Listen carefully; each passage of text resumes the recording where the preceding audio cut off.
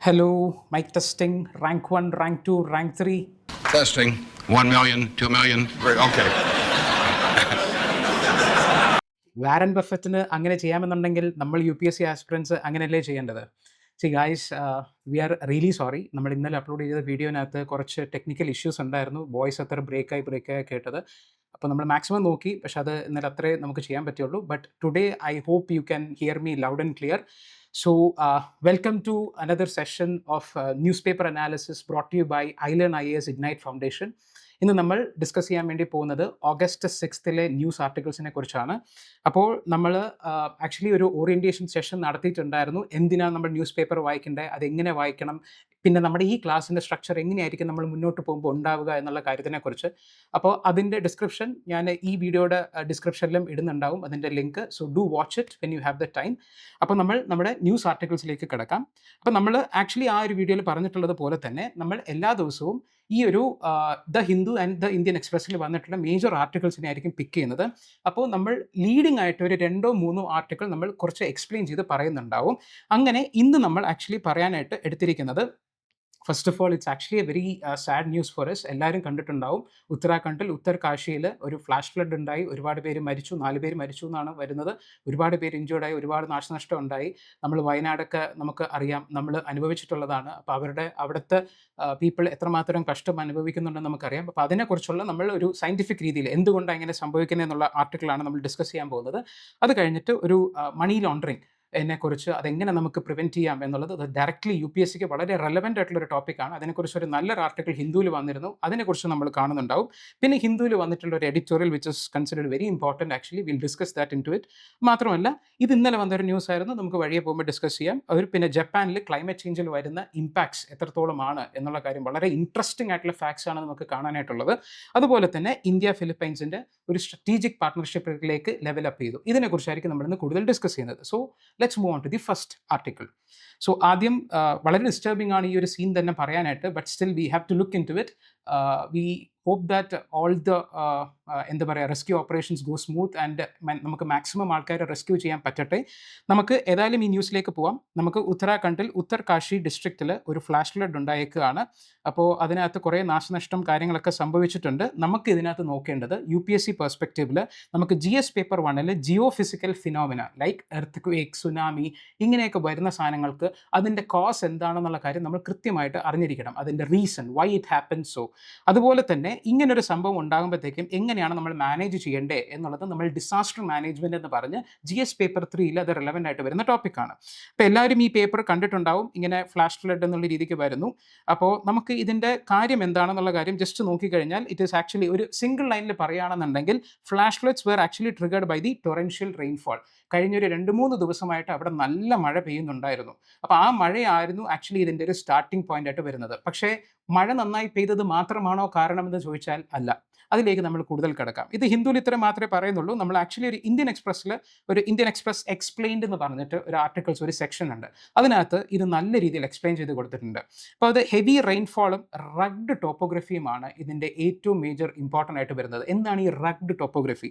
നമ്മളിപ്പോൾ നേരത്തെ ഇതിനകത്ത് നോക്കുകയാണെന്നുണ്ടെങ്കിൽ ഇത് കണ്ടോ, എത്രമാത്രം അണ്ടുലേറ്റിംഗ് ആയിട്ടുള്ള പ്ലാറ്റ്ഫോമാണ്. അതായത് വലിയൊരു മലപ്രദേശമാണ്, thousands and thousands of meters centimeters above the sea ലെവലാണ് ആക്ച്വലി ഇത് വരുന്നത്. അപ്പോൾ അതിനകത്ത് ഒരു അണ്ടുലേറ്റിംഗ് പ്ലാറ്റ്ഫോം, അതായത് ഒരു നിരപ്പായിട്ടുള്ളതല്ല, ഒരുപാട് മലയും കുന്നും കാര്യങ്ങളൊക്കെ വരുന്ന ഒരു പ്രദേശമാണ് ഈ റഗ്ഡ് ടോപ്പോഗ്രഫി എന്ന് നമ്മൾ പറയുന്നത്. അപ്പോൾ അങ്ങനത്തെ ഒരു ടോപ്പോഗ്രഫി ആയിരുന്നു ഈ ഒരു മേജർ ഇങ്ങനെ ഒരു മിസ്ഹാപ്പ് ഉണ്ടാകാനായിട്ടുള്ള കാരണം.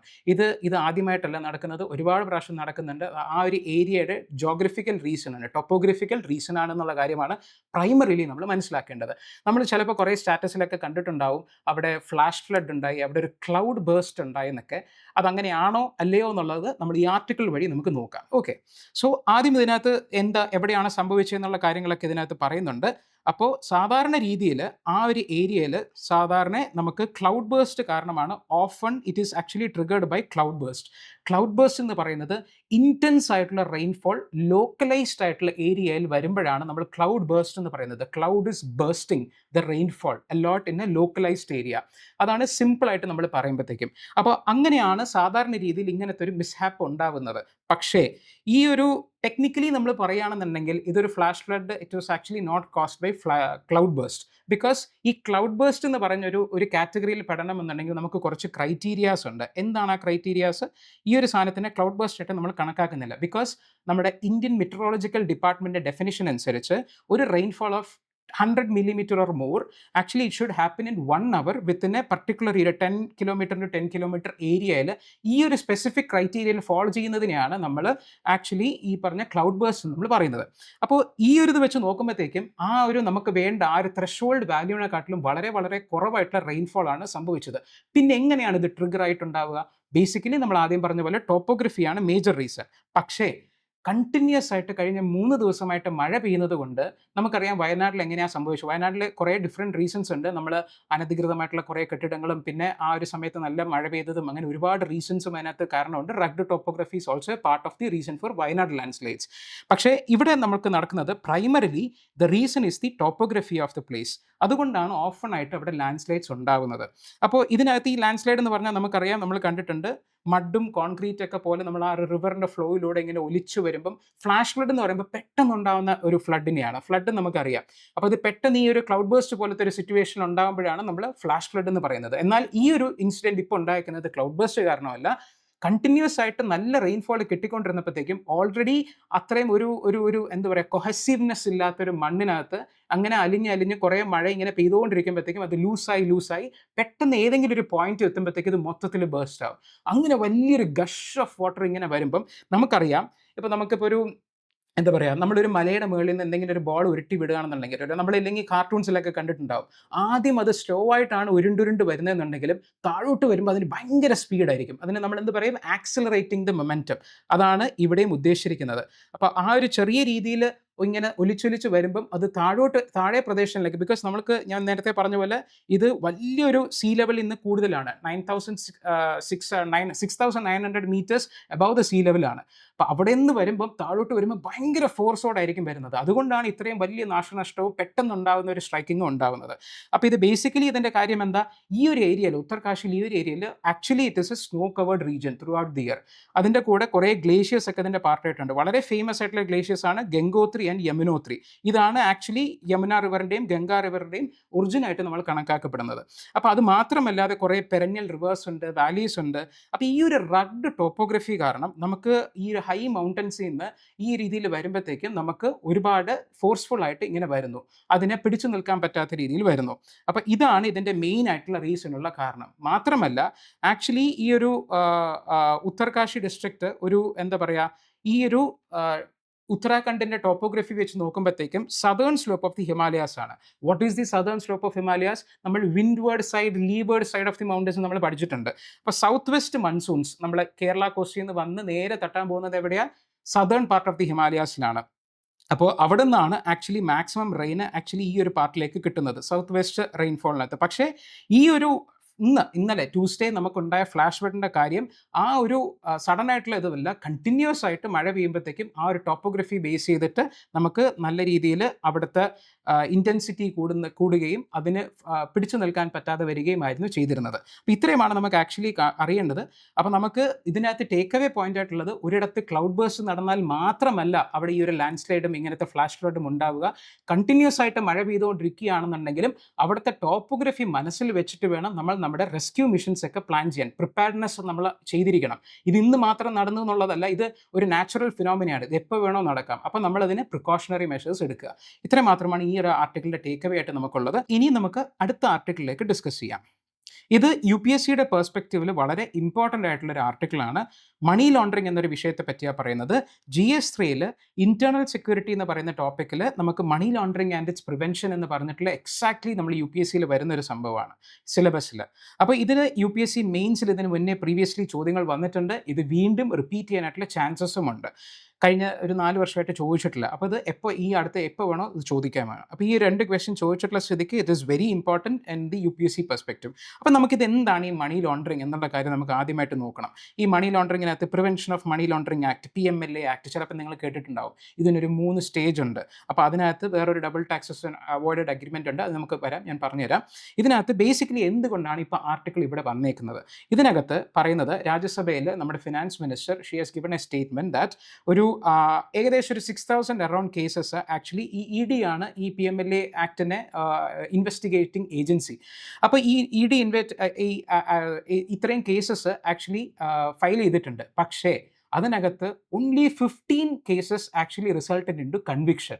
അപ്പോൾ എന്താ കാര്യം, നമ്മൾ നോക്കിക്കഴിയുമ്പം 0.1% ഓഫ് ദി കൺവിക്ഷൻ മാത്രമേ ആക്ച്വലി ഇതിനകത്തുള്ളൂ. അതായത് നമ്മൾ PMLA ഈ ഒരു ആക്ടിൽ മേളിൽ ഒരു അക്യൂസ് ചെയ്ത് അതിൻ്റെ ട്രയലൊക്കെ കഴിഞ്ഞ് ഇയാൾ ഇല്ലെങ്കിൽ ഈ ഒരു പേഴ്സൺ കുറ്റക്കാരനാണ് എന്ന് പറഞ്ഞ് കോടതി വിധി വന്നത് 15 കേസിൽ മാത്രം. എത്ര 6,000 പേരൻ കേസസിൽ. അപ്പോൾ എന്തുകൊണ്ടാണ് ഈ ഒരു PMLA ആക്ട് എന്ന് പറഞ്ഞൊരു ആക്ട് ഉണ്ടായിട്ടും ഇങ്ങനെ ED എന്ന് പറയുന്ന നല്ല പവർഫുൾ ആയിട്ടുള്ള ഒരു ഏജൻസി ഉണ്ടായിട്ടും ഇത്രയും ലെസ് ആയിട്ടുള്ള കൺവിക്ഷൻ റേറ്റ് വരുന്നത് എന്നുള്ളതാണ് ഈ ആർട്ടിക്കിൾ നമ്മളോട് റേസ് ചെയ്യുന്ന ഒരു ക്വസ്റ്റ്യൻ. അപ്പം നമുക്ക് ഈ ഒരു കാര്യത്തിലേക്ക് നമുക്ക് നോക്കാം. It is actually far from conviction. കൺവിക്ഷനും നമ്മുടെ ആ പറയുന്ന ടോട്ടൽ കേസസിലും അത് നമുക്ക് ഒട്ടും സാറ്റിസ്ഫാക്ടറി അല്ലാത്തൊരു റിസൾട്ടാണ് നമുക്കിപ്പോൾ വന്നേക്കുന്നത്. അപ്പോൾ ആദ്യം നമ്മൾ നോക്കേണ്ടത് എന്താണ് ഈ മണി ലോണ്ടറിംഗ് എന്ന് പറയുന്ന പ്രോസസ്സ്. ലോണ്ടർമാറ്റ് എന്ന് പറഞ്ഞാൽ എന്താണ്? അത് ബേസിക്കലി വേറെ ഒന്നുമല്ല, അത് US നടക്കുന്ന ഒരു ഓർഗനൈസ്ഡ് ക്രൈം സിൻഡിക്കേറ്റിനെ ബേസ് ചെയ്തിട്ടാണ് ലോണ്ടർമാറ്റ് എന്ന് പറയുന്നത്. Money laundering in simple terms നമ്മൾ മലയാളത്തിൽ പറയുകയാണെന്നുണ്ടെങ്കിൽ കള്ളപ്പണത്തിനെ വെളുപ്പിക്കുക. എന്താണ് ഈ മണി ലോണ്ടറിംഗ്? നമ്മൾ ലോണ്ടറി എന്തിനാണ് ചെയ്യുന്നത്? നമ്മുടെ ഡർട്ടി ആയിട്ടുള്ള ക്ലോത്ത്സിനെ നമ്മൾ ക്ലീൻ ചെയ്ത് നല്ല പുതിയ ക്ലോത്ത്സ് പോലെ ആക്കിയെടുക്കുക. അതുപോലെ തന്നെ ഡർട്ടി മീൻസിലൂടെ നമുക്ക് കിട്ടുന്ന മണീനെ നമ്മൾ വെളുപ്പിച്ച് നല്ല രീതിയിൽ കിട്ടിയ സോഴ്സ് എന്നുള്ള രീതിക്ക് പണമാക്കി മാറ്റുക. അതാണ് ബേസിക്കലി ഈ പ്രോസസ്സ്. അപ്പോൾ ഇതിനകത്ത് ലോണ്ടർമാറ്റ് എന്ന് പറയുന്ന രീതിയിൽ ഒരു ടേം ഡിസ്കസ് ചെയ്യുന്നത് എന്താണ് നമ്മളൊന്ന് അറിഞ്ഞിരിക്കണം. It is actually all purpose financial vehicle. It can be A bank or any other എന്താ പറയുക ഒരു institution which is actually in the financial services sector. ഇതെന്ത് ചെയ്യും? ഈ പറയുന്ന ക്രിമിനൽസിനെ അവരുടെ ക്രൈമിൽ നിന്നും, ഓർഗനൈസ്ഡ് ആയിട്ടുള്ള ക്രൈമിൽ നിന്നും കിട്ടുന്ന പ്രൊസീഡ്സിനെ ഈ എന്താ പറയുക ലോണ്ടർ ചെയ്യാനായിട്ട് ഇത് സഹായിക്കും. മാത്രമല്ല ഇപ്പോൾ നമുക്കറിയാം, ഇപ്പോൾ ഏതെങ്കിലും രീതിയിൽ നമ്മൾ ഓണർഷിപ്പ് ഹൈഡ് ചെയ്യണം നമ്മുടെ അസറ്റ്സിനെ, അങ്ങനെ വരുന്ന സമയത്ത് അതിനും ഇവർ സഹായിക്കും. ടാക്സസ് ഇവേഡ് ചെയ്യണം. ഇവിടെ ഒരു embezzle the funds from the companies എന്ന് പറയുന്നുണ്ട്. വലിയ വാക്കാണെന്ന് തോന്നും, പക്ഷെ ഒന്നുമില്ല. കമ്പനിയിലെ ഫണ്ട്സ് തിരിമറി, മിസ്അപ്രോപ്രിയേഷൻ ഓഫ് ഫണ്ട്സ്, അതാണ് ഈ സിമ്പിളായിട്ട് മീൻ ചെയ്യുന്നത്. അപ്പോൾ ഇങ്ങനത്തെ രീതിയിൽ നമ്മൾ കള്ളപ്പണം വെളുപ്പിക്കുന്നതിന് സഹായിക്കുന്ന ഒരു ഇൻസ്റ്റിറ്റ്യൂഷനാണ് നമ്മൾ ലോണ്ടർമാറ്റ് എന്നുള്ള രീതിക്ക് നമ്മൾ പറയുന്നത്. അപ്പോൾ എന്താണ് ഈ മണി ലോണ്ടറിങ്? നമ്മൾ നേരത്തെ പറഞ്ഞ PMLA ആക്ടിൽ ഇതിനെ കൃത്യമായിട്ട് ഡിഫൈൻ ചെയ്യുന്നുണ്ട്. നമുക്ക് എന്താ പറയുക, നമ്മൾ it is actually defined as the process and activities connected to the proceeds of the crime. And ആ ഒരു ക്രൈമിൽ നിന്ന് കിട്ടുന്ന പ്രൊസീഡ്സിനെ നമ്മൾ വെളുപ്പിച്ച് we are actually projecting it as untainted property or untainted മണി.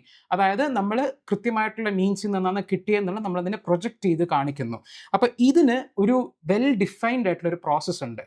അതിനാ നമ്മൾ 3 സ്റ്റേജ് പ്രോസസ്സ് എന്ന് പറയുന്നത്. First one is placement, second one is layering and third one is integration. എന്താണെന്ന് നമുക്ക് ഇപ്പോൾ നോക്കാം. ഫസ്റ്റ് സ്റ്റേജ് പ്ലേസ്മെൻറ്റ് എന്ന് പറഞ്ഞു. നമുക്ക് ഈ ഇല്ലീഗൽ മീൻസിലൂടെ, ഓർഗനൈസ്ഡ് ക്രൈംസിലൂടെ കിട്ടുന്ന മണീനെ നമ്മൾ ആദ്യം ഈ ഒരു ഫിനാൻഷ്യൽ സിസ്റ്റത്തിലേക്ക് ഇൻട്രൊഡ്യൂസ് ചെയ്യും. എങ്ങനെ ഇൻട്രൊഡ്യൂസ് ചെയ്യും? വലിയ amount of crores and crores of rupees ആയിരിക്കും. ഇതിന് ഒരുപാട് മൾട്ടിപ്പിൾ സ്മോൾ സംസ് ആയിട്ട് നമ്മൾ സ്പ്ലിറ്റ് ചെയ്യും. എന്നിട്ട് ഈ സാധനത്തിനെ breaking up the large amounts of money into smaller sums, smurfing എന്ന് പറയും ഒരു പ്രോസസ്സിന്. എന്നിട്ട് ഇതിൻ്റെ ഒരു സെക്കൻഡ് സ്റ്റേജിൽ ഇതിനെ കുറേ സ്ഥലത്ത് നമ്മൾ ലൊക്കേഷനിലേക്ക് ഷിഫ്റ്റ് ചെയ്യും ആസ് ഇൻവെസ്റ്റ്മെൻറ്റ്സ് ആൻഡ് ട്രാൻസാക്ഷൻസ്. ഇതിനെയാണ് നമ്മൾ ലെയറിംഗ് സ്റ്റേജ് എന്ന് പറയുന്നത്. പല മണീസിനെ പല ഏരിയാസിലായിട്ട് നമ്മൾ ലെയർ ചെയ്ത് നിർത്തും.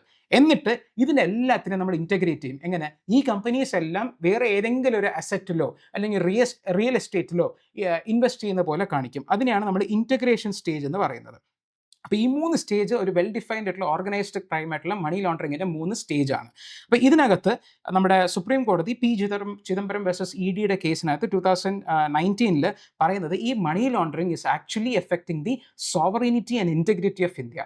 എന്തുകൊണ്ടാണ്? നമുക്ക് ഈ ആക്ച്വലി ഈ പറയുന്ന proceeds from the money laundering അത് ആക്ച്വലി ടെറർ ഫിനാൻസിങ്ങിലേക്ക് അത് പോകുന്നുണ്ട്. നമുക്കറിയാം ടെററിസം കാരണം എത്രയോ പേര് നമ്മുടെ രാജ്യത്ത് മരണപ്പെടുന്നുണ്ട്. നമ്മുടെ രാജ്യത്തിൻ്റെ എന്താ പറയുക ഇൻറ്റഗ്രിറ്റിനെ തന്നെ ബാധിക്കുന്ന ഒരു വിഷയമാണ് ടെററിസം. അപ്പോൾ ആ മണി ലോണ്ടറിങ് നമുക്ക് തടയുക എന്നുള്ളത് നമുക്ക് ഏറ്റവും അത്യാവശ്യമായിട്ടുള്ള കാര്യമാണ്. അപ്പോൾ അതിനെ എംഫസൈസ് ചെയ്തുകൊണ്ടാണ് സുപ്രീം കോടതി ആ വിധിയിൽ അങ്ങനെ പറയുന്നത്. ഈ ഒരു രീതിയിൽ മാത്രമല്ല, നമുക്ക് നമ്മുടെ മണി സപ്ലൈനെ അത് അഫക്റ്റ് ചെയ്യും, കൺട്രിയുടെ തന്നെ മോണിറ്ററി സിസ്റ്റത്തിനെ അത് അഫക്റ്റ് ചെയ്യും ഈ മണി ലോണ്ടറിങ്. മാത്രമല്ല നമുക്ക് വിലക്കയറ്റം ഉണ്ടാവും, ഇൻഫ്ലേഷൻ ഉണ്ടാവും. കാരണം നമുക്ക് ഒരു പർട്ടിക്കുലർ ഒരു രീതിയിലാണ് നമ്മൾ ആക്ച്വലി മണി സപ്ലൈനെ മെയിൻറ്റെയിൻ ചെയ്യുന്നത്.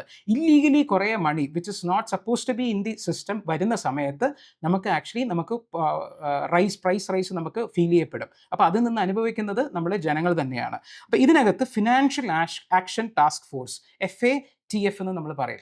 FATF എന്ന് പറയുന്നത് അത് നമുക്ക് കൂടുതലായിട്ട് വേറൊരു ദിവസം ഡിസ്കസ് ചെയ്യാം, അതൊരു വലിയ ടോപ്പിക്കാണ്. പക്ഷേ FATF ജസ്റ്റ് ഒന്ന് മനസ്സിലാക്കുക, ഒരു ഇൻ്റർനാഷണൽ ലെവലിൽ, ഒരു ഗ്ലോബൽ ലെവലിൽ ഈ ഒരു മണി ലോണ്ടറിങ്ങിനെയും ടെറർ ഫിനാൻസിങ്ങിനെയും ഒക്കെ കേർബ് ചെയ്യാനായിട്ടുള്ള ഒരു ഇൻ്റർനാഷണൽ ആയിട്ടുള്ള ഒരു ബോഡിയാണ്. അപ്പോൾ ഇതിനകത്ത് നമുക്ക് ഈ PMLA എന്ന് പറയുന്നത് വളരെ സ്ട്രിഞ്ചൻ്റ് ആണ്. എന്തുകൊണ്ടാണ്? 2-3 കാര്യങ്ങളുണ്ട്.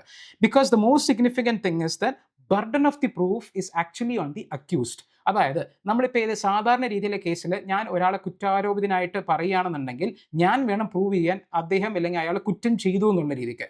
പക്ഷേ PMLA കേസസിൽ ഒരാൾ അക്യൂസ് ചെയ്യപ്പെട്ട് കഴിഞ്ഞാൽ അക്യൂസ് ചെയ്യപ്പെട്ട ആൾ തന്നെ പറയണം ഞാൻ കുറ്റക്കാരനല്ല എന്നുള്ള കാര്യം. അപ്പോൾ ഇതാണ് burden of the proof is actually on the accused. മാത്രമല്ല ഈ നമ്മൾ സാധാരണ രീതിയിൽ നമ്മൾ FIR എന്നൊക്കെ പറയും. നമുക്ക് ഇൻവെസ്റ്റിഗേഷൻ സ്റ്റാർട്ട് ചെയ്യണമെന്നുണ്ടെങ്കിൽ FIR ഇടണം എന്നുള്ളത് ഇമ്പോർട്ടൻ്റ് ആയിട്ടുള്ള ഒരു കാര്യമാണ് നോർമൽ രീതിയിൽ. പക്ഷേ ഇതിനകത്ത് ECIR എന്ന് പറയുന്ന ഒരു ഇൻഫർമേഷൻ റിപ്പോർട്ടുണ്ട്. നമ്മൾ ഇതിനകത്ത് കാണുന്നുണ്ട് എൻഫോഴ്സ്മെൻറ്റ് കേസ് ഇൻഫർമേഷൻ റിപ്പോർട്ട്സ്. ഇത് EDക്ക് തന്നെ അത് ഫയൽ ചെയ്ത് അവർക്ക് പ്രൊസീഡിങ്സിന് സ്റ്റാർട്ട് ചെയ്യാൻ പറ്റും.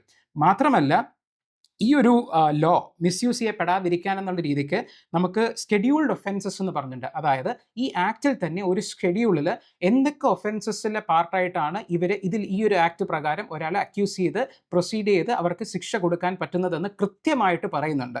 അപ്പോൾ ഈ ഒരു സ്കെഡ്യൂൾഡ് ഒഫൻസസിലുള്ള ഒഫൻസസ് മാത്രമേ വെച്ചിട്ടേ നമുക്ക് ഒരാളെ പണിഷ് ചെയ്യാൻ പറ്റത്തുള്ളൂ. ഇത്രയും സ്ട്രിഞ്ചൻ്റ് ആയിട്ടും എന്തുകൊണ്ടാണ് ഇത്രയും വെരി ലെസ് കൺവിക്ഷൻ റേറ്റ് വരുന്നത് എന്നുള്ളതാണ് ഏറ്റവും ഇമ്പോർട്ടൻ്റ് ആയിട്ടുള്ള ക്വസ്റ്റ്യൻ. അപ്പോൾ ഇതിൻ്റെ ഇംപ്ലിമെൻറ്റേഷനിൽ വരുന്ന എഫിക്കസിയുടെ ഇഷ്യൂ വെച്ചിട്ടാണ് ഈ ഒരു നമുക്ക് അത്രയും ഒരു കറക്റ്റായിട്ടുള്ള രീതിയിൽ ഈ ഒരു സ്ട്രിഞ്ചൻ്റ് ലോ ഉണ്ടായിട്ട് നമുക്ക് മണി ലോണ്ടറിങ് ഇപ്പോഴും ഭയങ്കര റാമ്പൻ്റ് ആയിട്ട് നടക്കുന്നത്. അപ്പോൾ ഇതിനകത്ത് ഒരു സുപ്രീം കോടതിയിൽ വന്നൊരു വിധി, അത് അത്ര ഇമ്പോർട്ടൻ്റ് ആയിട്ടുള്ള കേസല്ല, പക്ഷേ ജസ്റ്റ് ഒന്ന് കേട്ടിരിക്കുക. 2022 വന്നിട്ടുള്ളൊരു വിധി വെച്ചിട്ട് നമുക്ക് ഈ ഒരു കോർട്ടിലെ പ്രകാരം ഒരു പ്രോസിക്യൂഷൻ ഇനിഷ്യേറ്റ് ചെയ്യണമെന്നുണ്ടെങ്കിൽ ആക്ച്വലി നമുക്ക് ഈ നേരത്തെ പറഞ്ഞ പോലെ സ്കെഡ്യൂൾഡ് ഒഫൻസ് ആയിരിക്കണം എന്നുള്ള ഒരു പ്രീ റിക്വസൈറ്റ് ഉണ്ട്. നമ്മൾ നേരത്തെ പറഞ്ഞു സ്കെഡ്യൂൾ ഒഫൻസസിലുള്ളതിന് മാത്രമേ ഇനിഷ്യേറ്റ് ചെയ്യാൻ പറ്റത്തുള്ളൂ. പക്ഷേ ഒരു പ്രോപ്പർട്ടി അറ്റാച്ച് ചെയ്യണമെന്നുണ്ടെങ്കിൽ ദാറ്റ് ഓൾസോ കംസ് അണ്ടർ ഈ പറഞ്ഞ PMLA ആക്ട്. അത് ചെയ്യാനാണെന്നുണ്ടെങ്കിൽ ഈ പറഞ്ഞ പ്രീ രജിസ്റ്റേർഡ് ക്രിമിനൽ കേസിൻ്റെ ആവശ്യമില്ല. അപ്പോൾ ഇങ്ങനെ ഒരു ചെറിയ ലൂപ്പ് ഹോൾ വെച്ചിട്ട് ഈ അതോറിറ്റീസ് മിക്കവാറും സമയങ്ങളിൽ ഈ ഒരു ലോയിനെ അബ്യൂസ് ചെയ്യുന്നു. കുറേ അക്യൂസസ് നടത്തി കുറേ പ്രോപ്പർട്ടീസൊക്കെ അറ്റാച്ച് ചെയ്യുന്നു. പക്ഷേ കുറേ കഴിയുമ്പോഴത്തേക്ക് അത് പ്രൂവ് ചെയ്യാൻ പറ്റാത്ത രീതിയിൽ വരുമ്പോഴാണ് ഈ കൺവിക്ഷൻ റേറ്റ്സ് ഒക്കെ കുറയുന്നത്. പൊളിറ്റിക്കലി മോട്ടിവേറ്റഡ് ആയിട്ടുള്ള കാര്യം എന്നുള്ള രീതിക്ക് പറയുന്നു. അപ്പോൾ ഇതിനകത്ത് ബേസിക്കലി നമുക്ക് ചെയ്യാൻ പറ്റുന്നത് FATF തരുന്ന കുറേ റെക്കമെൻഡേഷൻസ് നമ്മൾ ചെയ്യുക, നമ്മുടെ ലോസിനെ കുറച്ചുകൂടെ സ്ട്രെങ്തൻഡ് ആക്കുക, സ്ട്രെങ്തൻഡ് ആയിട്ടുള്ള ലോനെ തന്നെ നല്ല രീതിയിൽ ഇംപ്ലിമെൻറ്റ് ചെയ്യുക എന്നുള്ളതാണ് അതിൻ്റെ ഏറ്റവും വലിയ ഫാക്ടർ. അപ്പോൾ ഇതിനകത്ത് ഡബിൾ ടാക്സേഷൻ അവോയ്ഡൻസ് അഗ്രിമെൻറ്റ് എന്നുള്ള രീതിക്ക് ഒരു ടേം ഡിസ്കസ് ചെയ്യുന്നുണ്ട്. അത് വേറൊന്നുമല്ല, രാജ്യങ്ങൾ തമ്മിൽ ചെയ്യുന്ന ഒരു അഗ്രിമെൻ്റ് ആണ്. ഈ ഒരു അഗ്രിമെൻറ്റ് ചെയ്യുന്ന സമയത്ത് actually we exchange information regarding financial and tax related stuff between the tax authorities. അപ്പോൾ ഈ പറയുന്ന നമ്മൾ പറഞ്ഞു ലെയറിംഗ് എന്ന് പറഞ്ഞ പ്രോസസ്സിൽ നമ്മൾ പല സ്ഥലത്ത് ഇൻവെസ്റ്റ് ചെയ്ത് ചെയ്യുന്നതെന്നുള്ളത്. അപ്പോൾ അങ്ങനെയൊക്കെ ചെയ്യുന്ന സമയത്ത് നമുക്ക് ഇൻഫർമേഷൻ കിട്ടുമ്പം ആ ഒരു പ്രോസസ്സ് ബ്രേക്ക് ചെയ്യാനും മണി ലോണ്ടറിങ്ങിനെ തടയാനും ഈ ഡബിൾ ടാക്സേഷൻ അവോയ്ഡൻസ് അഗ്രിമെൻറ്റ് സഹായിക്കും. And India has actually signed it with 85 other countries. അപ്പോൾ ഈ രീതിയിലൊക്കെ നമുക്ക് ഈ പറഞ്ഞ മണി ലോണ്ടറിങ്ങിനെയും കേർബ് ചെയ്യാം എന്നുള്ളതാണ്. അപ്പോൾ ജസ്റ്റ് മണി ലോണ്ടറിങ് എന്താണെന്ന് മനസ്സിലായി കാണുന്ന കരുതുന്നത് 3 സ്റ്റേജുള്ള കാര്യം. പിന്നെ ഇത് എത്രമാത്രം ഇമ്പോർട്ടൻ്റ് ആണെന്നുള്ള കാര്യം ഞാൻ ഇനി വീണ്ടും എടുത്ത് പറയേണ്ട കാര്യമില്ലല്ലോ. അപ്പോൾ നമുക്ക് അടുത്ത ആർട്ടിക്കിളിലേക്ക് നമുക്ക് ക്വിക്കായിട്ട് പോവാം. ഇതൊരു വളരെ ഇൻട്രസ്റ്റിംഗ് ആയിട്ടുള്ള ആർട്ടിക്കിളാണ്. നിങ്ങളിപ്പോൾ കുറേ നാളായിട്ട് കേട്ടിട്ടുണ്ടാകും ട്രംപ് കുറേ നമുക്ക് താരിഫ് പ്രഖ്യാപിക്കുന്നുണ്ട്. US പ്രസിഡന്റ് അവിടെ കുറേ നമുക്കും ഇന്ത്യയും തിരിച്ച് റെസ്പോണ്ട് ചെയ്തു. ഇത് ഭയങ്കര ഇൻട്രസ്റ്റിംഗ് ആണ്. ജസ്റ്റ് ഒന്ന് വായിച്ചു നോക്കുക. ട്രംപ് പറയുന്നത് India doesn't care how many people in Ukraine are being killed by Russia war machine because അത് കാരണം തന്നെ പുള്ളി സബ്സ്റ്റാൻഷ്യലി താരിഫ് ഇൻക്രീസ് ചെയ്യുന്നൊക്കെ പറയുന്നുണ്ട്. അപ്പോൾ അതിനകത്ത് ഇന്ത്യൻ MEA സ്റ്റേറ്റ്മെൻറ്റ് പറയുന്നത് ഭയങ്കര രസകരമായിട്ടാണ്. Actually it is revealing that the very nations criticising India are themselves indulging in trade with Russia. Unlike our case such trade is not even a vital national compulsion. അതായത് ഈ പറയുന്ന റഷ്യയും European യൂണിയൻസിലുള്ള നേഷൻസും ഒക്കെ തന്നെ ഈ ഇന്ത്യയിൽ ട്രേഡ് ചെയ്യാൻ പാടില്ല എന്ന് പറയുമ്പം അവർ ട്രേഡ് ചെയ്യുന്നുണ്ട്. അത് നമ്മളിപ്പോൾ കാണും. അവർ ട്രേഡ് ചെയ്തുകൊണ്ടിരിക്കുമ്പം അവർക്കത് ആക്ച്വലി അത് ആവശ്യമാണോ എന്ന് ചോദിച്ചു കഴിഞ്ഞാൽ അത്ര കമ്പൽഷൻ അല്ല. നമ്മൾ ഓയിൽ ഇമ്പോർട്ട് ചെയ്യുന്നത് നമുക്കിവിടെ വിലക്കയറ്റം ഉണ്ടാവാതിരിക്കാനും നമ്മൾ 85% ഓഫ് ദി നമ്മുടെ ഇമ്പോർട്ട്, അതായത് നമ്മൾ ക്രൂഡ് ഓയിൽ നമ്മൾ ഇമ്പോർട്ടാണ് ചെയ്യുന്നത്. അപ്പോൾ നമുക്കത് വളരെ കമ്പൽസീവ് ആയിട്ടുള്ളൊരു സംഭവമാണ്. അങ്ങനെയാണ് നമ്മൾ ചീപ്പായിട്ട് റഷ്യയിൽ ഓയിൽ കിട്ടുന്നത് കൊണ്ട് ബൈ ചെയ്യുന്നത്. അപ്പോൾ ബാക്കിയുള്ളവർ അതുപോലും അല്ല, എന്നിട്ടാണ് നമ്മളെ ക്രിട്ടിസൈസ് ചെയ്യുന്നത്. വളരെ സ്ട്രോങ് ആയിട്ടുള്ള ഒരു സ്റ്റേറ്റ്മെൻറ്റാണ് MEA ഇഷ്യൂ ചെയ്തത്. MEA എന്ന് പറയുമ്പോൾ മിനിസ്ട്രി ഓഫ് എക്സ്റ്റേണൽ അഫയേഴ്സ് ആണ് കേട്ടോ. അപ്പോൾ ഹിന്ദുവിൽ അവരൊരു നല്ലൊരു എഡിറ്റോറിയൽ കൊണ്ടുവന്നു. അതിനകത്ത് അവർ പറയുന്നത് ആഫ്റ്റർ മന്ത്സ് ഓഫ് കൺസിഡറബിൾ ഫോർബിയറൻസ് എന്ന് പറയുന്നുണ്ട്. ഇത് വേറൊന്നുമല്ല, ടോളറൻസ് എന്നാണ് ഇതിൻ്റെ അർത്ഥം. വേറെ നല്ല വാക്കൊക്കെ ഉപയോഗിക്കും, പക്ഷേ അതിൻ്റെ മീനിങ് ചിലപ്പോൾ നമ്മൾ ഡിക്ഷണറിയിൽ നോക്കിക്കഴിഞ്ഞാൽ സിമ്പിൾ ആയിരിക്കും. ഇത്രയും കാലമായിട്ട് ഇങ്ങനെ കുറേ നമ്മൾ ന്യൂസ് കേൾക്കുന്നു, നമുക്ക് പക്ഷേ വലുതായിട്ട് നമ്മൾ പ്രതികരിച്ചതായിട്ട് നമ്മളും കണ്ടിട്ടില്ല. പക്ഷേ ഇങ്ങനൊരു രീതിയിൽ താരിഫൊക്കെ ഇൻക്രീസ് ചെയ്ത് US പ്രസിഡന്റ് ഇങ്ങനെയൊക്കെ പറഞ്ഞപ്പം നമ്മളും കുറച്ച് സ്ട്രോങ് ആയിട്ട് ഇത്രയും നാൾ ടോളറൻ്റ് ആയിട്ട് ഇരുന്നിട്ട് നമ്മളും കുറച്ച് സ്ട്രോങ് ആയിട്ട് പുഷ് ബാക്ക് ചെയ്തു. ഇങ്ങനെ രീതിയിൽ ഇന്ത്യനെ ടാർഗറ്റ് ചെയ്യുകയാണ്. എന്ത് രീതിയിലാണ്? Trump actually he said that he is going to substantially raise the tariff over and above the 25%. 25% കൊടുത്തു, ഒരു പെനാൽറ്റിയും കൊടുത്തു. പക്ഷേ ഇതിൻ്റെ ഓവർ ആൻഡ് അബവ് അവർ സബ്സ്റ്റാൻഷ്യലി ഒരു സംഭവം ഇൻക്രീസ് ചെയ്യുമെന്ന് പറയുന്നു. അപ്പോൾ ഇത് എന്തിനാ? നമ്മൾ importing, processing and selling the Russian oil എന്നുള്ള രീതിക്കാണ് പറയുന്നത്. മാത്രമല്ല EU എന്ന് പറഞ്ഞാൽ യൂറോപ്യൻ യൂണിയൻ ആണ് കേട്ടോ. യൂറോപ്യൻ യൂണിയൻ ഇന്ത്യയുടെ 16 റിഫൈനറി എന്ന് പറഞ്ഞിട്ടുള്ള സാധനത്തിനടുത്ത് കുറേ സാങ്ഷൻസ് അത് കൊണ്ടുവന്നു. Because this is actually partially owned by Russia. അപ്പോൾ ഇത് ഇങ്ങനെയൊക്കെ കൊണ്ടുവരുന്ന സമയത്ത് നമ്മുടെ MEA പറയുന്നത് it is very unjustified and unreasonable. Because EUയും US actually they are continuing their trade with Russia. And other interesting factors, നമുക്ക് 25% എന്താ പറയുക താരിഫ് പ്രഖ്യാപിക്കുമ്പോൾ റഷ്യയ്ക്ക് അപ്പോഴും 10% താരിഫ് ആക്ച്വലി ഉള്ളൂ. അതെന്താ? ഇവർ US is actually importing, actually trading with Russia for goods like LNG, critical minerals, nuclear fuel, ഇതിനെല്ലാത്തിനും. അപ്പോൾ US actually ഇവർ പറയുന്നത്, MEA സ്റ്റേറ്റ്മെൻറ്റിൽ തന്നെ പറയുന്നത്, ഒരു സമയത്ത് ബൈഡൻ അഡ്മിനിസ്ട്രേഷൻ, ട്രംപിന് മുമ്പേ ജോ ബൈഡൻ ആയിരുന്നു പ്രസിഡന്റ്. അപ്പോൾ അവിടുത്തെ ആ സമയത്ത് US അഡ്മിനിസ്ട്രേഷൻ ആക്ച്വലി ഇന്ത്യനെ എൻകറേജ് ചെയ്തു റഷ്യൻ ഓയിൽ ബൈ ചെയ്യാനായിട്ട്. ബിക്കോസ് ആ സമയത്ത് ഓയിൽസിന് ഭയങ്കര വിലയായിരുന്നു. അപ്പോൾ ഈ പറഞ്ഞ ഗ്ലോബൽ മാർക്കറ്റ്സിലെ പ്രൈസിനെ സ്റ്റെബിലൈസ് ചെയ്യാൻ വേണ്ടിയിട്ട് റഷ്യയിൽ നിന്നും ഓയിൽ മേടിച്ചോളൂ എന്ന് അവിടുത്തെ ആ സമയത്ത് അഡ്മിനിസ്ട്രേഷൻ തന്നെ പറയുകയുണ്ടായി. എന്നിട്ട് ഇപ്പോൾ വന്നിട്ട് നമ്മളത് മേടിക്കുന്നു. അവർ പറഞ്ഞുകൊണ്ടല്ല കേട്ടോ നമ്മൾ മേടിച്ചത്, നമുക്ക് ആവശ്യമുള്ളതുകൊണ്ടാണ് മേടിച്ചത്. പക്ഷേ അവർ ഓരോ സമയത്ത് ഓരോ സ്റ്റാൻഡ് എടുക്കുന്നതിൽ നമുക്ക് പ്രത്യേകിച്ച് ഒന്നും ചെയ്യാനില്ല. നമുക്ക് ഇന്ത്യയുടെ ഒരു നാഷണൽ കമ്പൽഷൻ വെച്ചിട്ടാണ് നമ്മളിത് ചെയ്യുന്നത്. നമ്മുടെ ഇൻട്രസ്റ്റ്, ഇന്ത്യൻ ഇൻട്രസ്റ്റ് ആൻഡ് ഇന്ത്യയുടെ എക്കണോമിക് സെക്യൂരിറ്റിയാണ് ഏറ്റവും ഇമ്പോർട്ടൻ്റ് ആയിട്ട് നമ്മൾ കാണുന്ന ഫാക്ടേഴ്സ്. അങ്ങനെ ഒരു വളരെ ക്ലിയർ ആയിട്ടുള്ളൊരു മെസ്സേജാണ് നമ്മുടെ MEA കൊടുത്തേക്കുന്നത്. അപ്പോൾ അതിനെ അപ്ലോഡ് ചെയ്തുകൊണ്ടാണ് ഹിന്ദുവിൽ ആർട്ടിക്കിൾ എഴുതിയേക്കുന്നത്. അപ്പോൾ കാരണം it is actually very frustrating stuff. എന്നും ഇങ്ങനെ വന്നിട്ട് ഞാൻ താരിഫ് ഇൻക്രീസ് ചെയ്യും, അത് ചെയ്യും, ഇത് ചെയ്യും, പെനാൽറ്റി തരും എന്നൊക്കെ പറയുമ്പോഴത്തേക്കും ഒരു ടോളറൻസ് ലെവൽ എല്ലാവർക്കും ഉണ്ടാവും. അപ്പോൾ ഈ രീതിയിലൊരു ബുള്ളിയിങ് ടാക്ടിക്സ്, ഞാൻ അത് ചെയ്യും, നിങ്ങൾ മര്യാദയ്ക്ക് എൻ്റെ പറയുന്നത് കേട്ടോണം എന്നൊക്കെ പറയുന്നത് കൊണ്ടാണ് കേട്ടോ. അതാണ് ബുള്ളിയിങ് ടാക്ടിക്സ് എന്ന് പറയുന്നത്. അപ്പോൾ ഇന്ത്യ ഒരു ഗുഡ് ട്രേഡിംഗ് പാർട്ട്ണർ അല്ല. കാര്യം വേറൊന്നുമല്ല, നമ്മൾ ട്രേഡ് ചെയ്യുന്ന സമയത്ത് US ഒരുപാട് ഡെഫിസിറ്റ് ഉണ്ട്. അതായത് US ഇങ്ങോട്ട് കുറേ പൈസ തരാനുണ്ട്. നല്ല ഒരുപാട് രീതിയിൽ നമ്മൾ എക്സ്പോർട്ട് ചെയ്യുന്നതും ഇമ്പോർട്ട് ചെയ്യുന്നതും വില, അതായത് അവിടെ നിന്ന് നമ്മൾ ഇമ്പോർട്ട് ചെയ്യുന്നത് വളരെ കുറവും എക്സ്പോർട്ട് ചെയ്യുന്നത് വളരെ കൂടുതലുമാണ്. അപ്പോൾ ഇങ്ങോട്ടാണ് ആക്ച്വലി കുറേ പൈസ US തരേണ്ടത്. അപ്പോൾ ട്രേഡ് ഡെഫിസിറ്റ് കൂടുതലുള്ളതുകൊണ്ട് ട്രംപ് ഇങ്ങനെ കുറേ സ്റ്റേറ്റ്മെൻറ്റ്സ് ഒക്കെ പറയുന്നുണ്ട്. അപ്പോൾ ഇത് ബേസിക്കലി വേറൊന്നുമല്ല, നമ്മളൊരു ഫ്രീ ട്രേഡ് അഗ്രിമെൻറ്റ് ചെയ്യാനായിട്ട് നമ്മൾ പ്ലാനൊക്കെ ഉണ്ട്. പക്ഷേ പുള്ളിയിൽ അതിലത്ര എന്താ പറയുക ഇൻട്രസ്റ്റഡ് അല്ല എന്ന് കാണിക്കുന്ന രീതിയിലായിരിക്കും പുള്ളി ഇങ്ങനെയൊക്കെ കുറേ സ്റ്റേറ്റ്മെൻറ്റ്സ് പറയുന്നത്. ബിക്കോസ് ഇന്ത്യ ആക്ച്വലി ഈ അഗ്രികൾച്ചറൽ മാർക്കറ്റ് ആക്സസും ഡയറി പ്രോഡക്ട്സിലും US നമ്മുടെ ഇന്ത്യൻ മാർക്കറ്റ് പിടിച്ച് വരാനായിട്ട് എൻട്രി ചെയ്യാൻ നോക്കുന്നത് ഇന്ത്യ തടയുക, കുറച്ച് റെസിസ്റ്റൻസ് ചെയ്യുക. ബിക്കോസ് നമ്മുടെ ഫാർമേഴ്സിന് അത് ചിലപ്പോൾ എഫക്റ്റ് ചെയ്തേക്കാം. അപ്പോൾ കോഷ്യസ്ലി ആണ് നമ്മൾ പ്രൊസീഡ് ചെയ്യുന്നത്. അപ്പോൾ ഹിന്ദു അതിനെ വലിയ രീതിയിൽ അത് അപ്ലോഡ് ചെയ്യുന്നുണ്ട്. മാത്രമല്ല ഇതിനകത്ത് വാഷിംഗ്ടൺ എന്ന് പറയുന്നത് US-നെയും ബ്രസൽസ് എന്ന് പറയുന്നത് EU-നെയാണ് കേട്ടോ. ഈ EUയുടെ ഹെഡ് ക്വാർട്ടേഴ്സ് എന്ന് പറയുന്നത് ബ്രസൽസിനാണ്. അതാണ് ഇത് ഇത്രയും ഉദ്ദേശിക്കുന്നത്.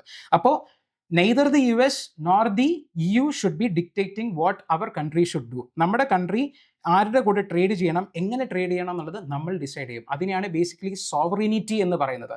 നമ്മളുടെ കാര്യങ്ങൾ തീരുമാനിക്കാൻ നമുക്ക് തന്നെ അവകാശം വേണം, വേറെ ആരെങ്കിലും പറഞ്ഞിട്ടല്ല നമ്മൾ ചെയ്യുന്നത്. അപ്പോൾ ഇതാണ് India sovereignty is known negotiable എന്നുള്ള രീതിക്ക് പറയുന്നത്. ഇൻട്രസ്റ്റിംഗ് ആയിട്ടുള്ള ഒരു ആർട്ടിക്കിളാണ്. അപ്പോൾ ഈ 3 ആർട്ടിക്കിൾസാണ് നമ്മൾ ഇന്ന് ലീഡായിട്ട് ഡിസ്കസ് ചെയ്യാൻ ഉദ്ദേശിച്ചത്. ബാക്കിയുള്ളത് നമുക്ക് ജസ്റ്റ് പ്രത്യേകം പറഞ്ഞു പോകാം. അപ്പോൾ ലീഡ് ആർട്ടിക്കിൾസ് നമ്മളിങ്ങനെ റെഡ് ബോർഡേഴ്സ് ആയിരിക്കും കൊടുത്തിട്ടുണ്ടാവുക, ബാക്കിയുള്ളതൊക്കെ ബ്ലൂ ബോർഡേഴ്സാണ്. സോ നമുക്ക് ബേസിക്കലി പെട്ടെന്ന് നമുക്ക് ഈ കാര്യങ്ങളിലേക്ക് പോകാം. ഇത് ആക്ച്വലി ഇന്നലെ വന്നൊരു ന്യൂസാണ്. സുപ്രീം കോടതി actually commented on the powers of the pollution control board.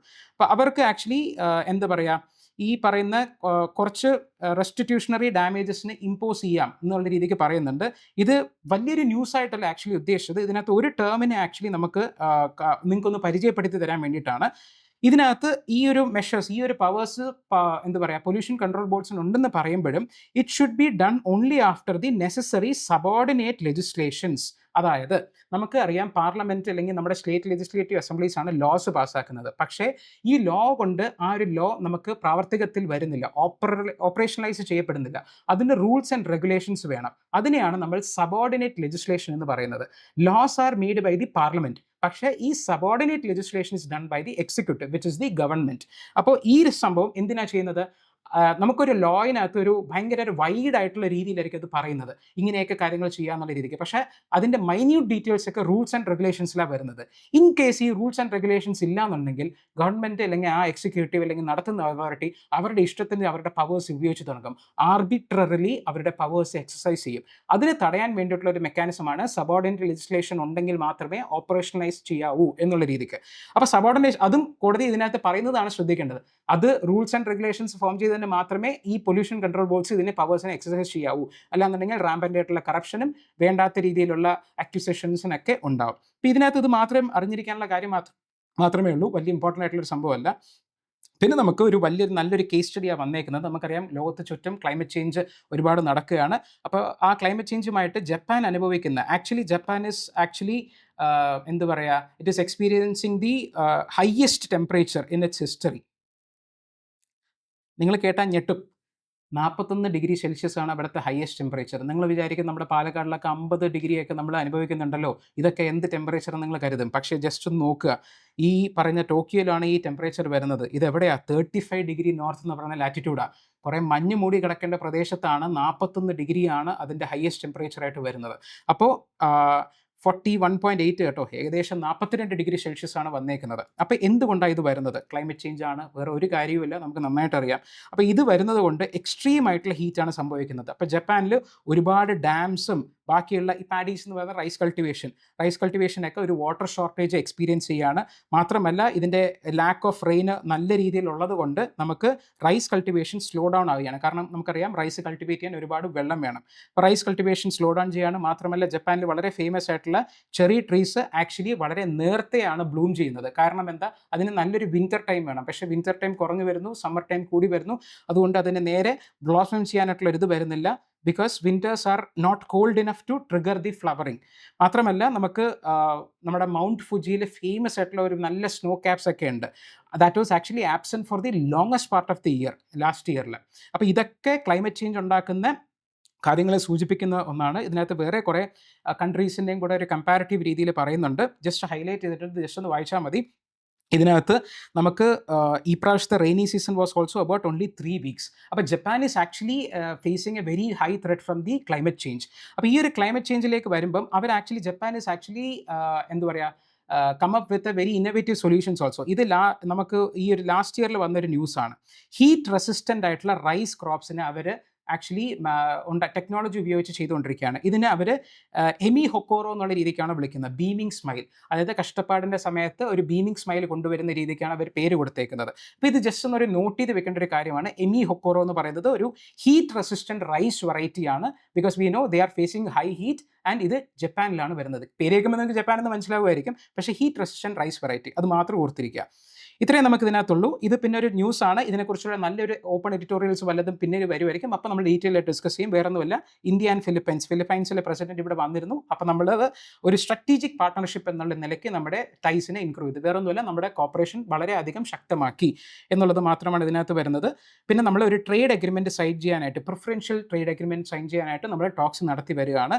ഇപ്പോൾ ഇതിനകത്ത് നമ്മൾ ജസ്റ്റ് ഒന്ന് നോട്ട് ചെയ്യേണ്ട ഒരു കാര്യം മാത്രമേ ഉള്ളൂ. ഇന്ത്യ ഒരു ഡിഫൻസ് രീതിയിൽ നല്ല രീതിയിൽ പാർട്ട്ണർഷിപ്പ് നേരത്തെ തന്നെ ഉണ്ടായിരുന്നു. നമ്മുടെ ബ്രഹ്മോസ് മിസൈൽസ് ഫിലിപ്പൈൻസിന് ഫസ്റ്റ് ബാച്ച് നേരത്തെ തന്നെ 2024 തന്നെ നമ്മൾ സെല്ല് ചെയ്തിരുന്നു, ഒരു എന്താ പറയുക, ഒരു ട്രേഡ് എന്നുള്ള രീതിക്ക്.